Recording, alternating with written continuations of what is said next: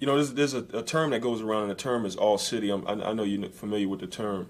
And the way the term was explained to me when I first started writing was to be up, you know, basically on all lines or as many lines as humanly possible. So that really was my mission, was to go all city. There was a point in time where I felt like I had accomplished that. And once I did that, I was pretty content. Let me see, it's been a while. Huh? But it's like riding a bike, I guess, huh?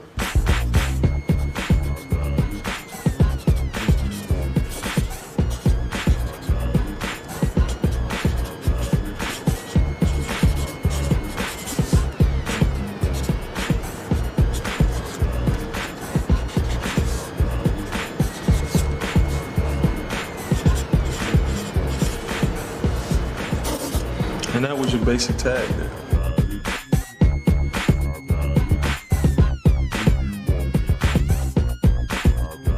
The ease, you know. There was a guy I used to write with, a little known guy, but he had good style. It was Tack 147, and Tack used to write Peace God. But his marker used to be so flooded that you couldn't even read that. You couldn't even tell what it said unless you really knew him. And then one day I met him at the bench, I believe, and around that time he started writing Tack 147, like that.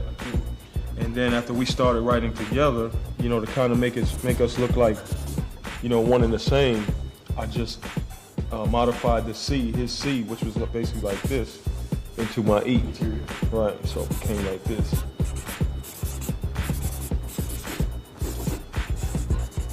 You know, I started out like most people, motion tagging and writing on the inside of the train on the way home from school, and then it just elevated, you know. Did you have a procedure? A procedure? I mean, did yeah, you start at one end? No, it didn't matter. Any open space. I would say originally I used to look at a lot of TMT stuff, and so if I was to say anybody's style that I got my style from or copied, it would have to be, you know, like Chain, Part, Cool, a little bit of Kel, and T-Kid, a little bit of T-Kid too. I only ventured out to outsides, you know, just as an extension.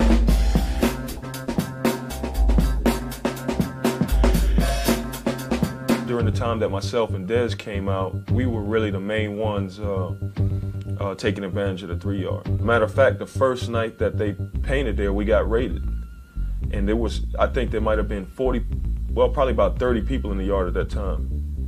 And I was painting, Dez was painting, and a cop was so close to me, I looked up, and he was literally like standing right there, and he was sneaking up on me, and I just happened to see him out of my peripheral vision. And of course we all jetted, and it was chaos because at that time the only exit hole out of the 3-yard was a hole about this wide.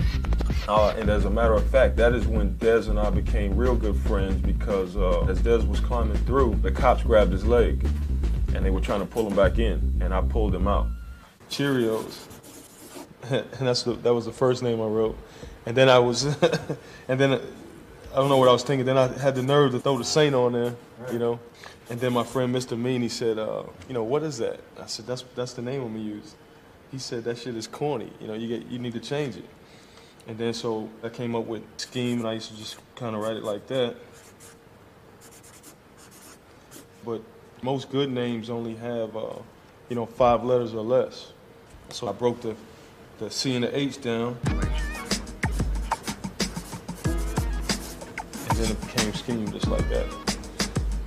Who I am now? Well, I'm in the United States Army. I've been in the Army for 17 years. It'll be 18 in September.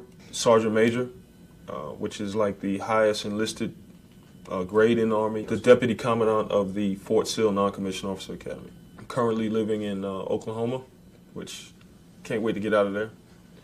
But that's pretty much it. I have four children right now. And I say right now because I'm not through with that either. I didn't start writing to go to Paris. I didn't start writing to do canvases. I started writing to bomb, destroy all lines. And that's what I'm doing. Now that you've heard that, you understand what I'm saying to you when I say that I don't understand him. He's out there to bomb, destroy all lines. What have the lines ever done to him? What he was doing was dangerous and illegal, and there's no ifs, ands, or buts about it. Barbara, you told me when I first called you to ask if you would be willing to undergo an interview, and you said, what I have to say about graffiti, you don't want to hear.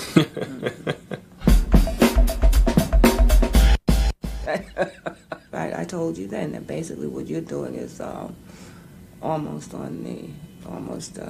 came to aiding and abetting criminals, making a film. Going into stores, like we could go one day and get 100 cans at a time. It's easy, for me anyway. It's, harder on black kids or Spanish kids. I mean, if you were a black male or a Hispanic male, and you walked into any of the, hardware stores or art stores, immediately security was either on you physically or you knew they were on you by, video or something like that. So, was there any type of special way that you prepared before you went out to hit trains?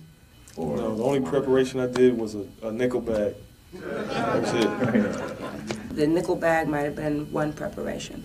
The other preparation was the misappropriation of every cap that I had on a can of spray. Whatever kind of spray it was missing. Okay? You go and you take out something you want to spray the room, the cap is gone. You take something, you get ready to clean the oven, the cap is gone, all right? When we went to the yard, we went in style. I mean, we would take pizza, we'd take beer, all your amenities. It was like you were in your living room. It was called the Ghost Yard because just the aura, the way it looked at night with the lights, destroyed trains and windows broken out. I remember one time I was in the Ghost in broad daylight, and we got raided. So this cop climbs up on top of the train. Well, first he's chasing me down the aisle, so real quick I just hang a quick left and I go in between the car and I get up on top of the train. So here he comes, behind me, he gets on top of the train. So there's like, in the Ghost Yard, there's like 20, 30 rows of trains across, maybe more. And so he climbs up, and as he climbs up, I just jump to the next train. So he's, trying to follow me. Every time he jumps to one, I jump over. And he says to me, he said, well, once you give yourself up, he said, basically he was telling me he was going to beat me up on the way downtown. And he said, the more you make me chase you, the worse it's going to be going downtown. So we were up there, and there's no way he could catch me because he had on, the belt and the gun, and there's no way the guy could catch me. And he was getting real pissed.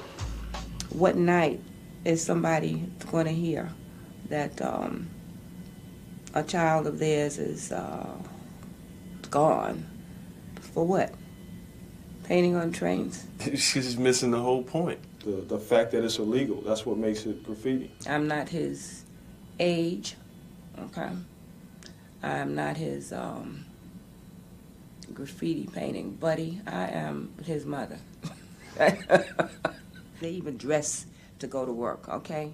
There's almost this sack of paint on the back and this raggedy coat with the hood. It really prepared me for the Army because graffiti was a mission. You had to start from a draft, you had to get your materials, and then you had to be dedicated. You couldn't say, well, I got a piece to do, and then 2 weeks go by and you never do it. 1,001 other things that they could have been doing besides that. She's still talking about art class, and that's not what graffiti is about. Graffiti is about bombing and getting up, and you don't get up in art class. It's all I can do now. It's really to keep from laughing at him, because the whole thing is just so silly. I mean, I almost feel like I'm 17 years old. Yeah. It's a weird feeling. He says he feels like he's 17. When I look at him, he is still looking at me in that same silly way that he was looking at me then.